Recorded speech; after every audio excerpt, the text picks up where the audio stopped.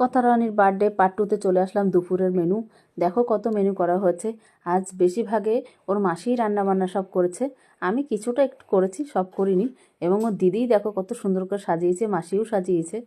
তার মধ্যে দাদা আশীর্বাদ করলো, বাবা মা সকলের আশীর্বাদ অলরেডি হয়ে গেল, মাসি আশীর্বাদ করা হয়ে গেছে। আর এই বাবা, ও তো মানে কী বলো, এত খিদে পেয়ে গেছে, বারবার খেতেই চাইছে।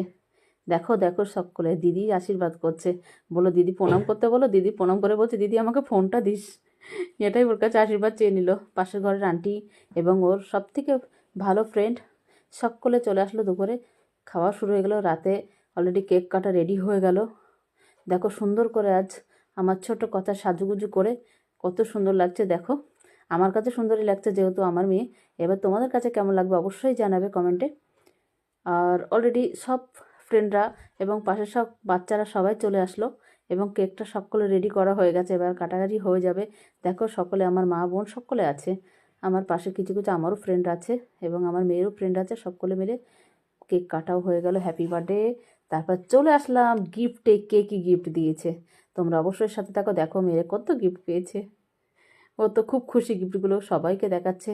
ওর দিদুন কী গিফট দিয়েছে এবং ওর ফ্রেন্ডরা কী কী গিফট দিয়ে সব একটা একটা করে বের করছে আর দেখছে, আর খুব খুশি।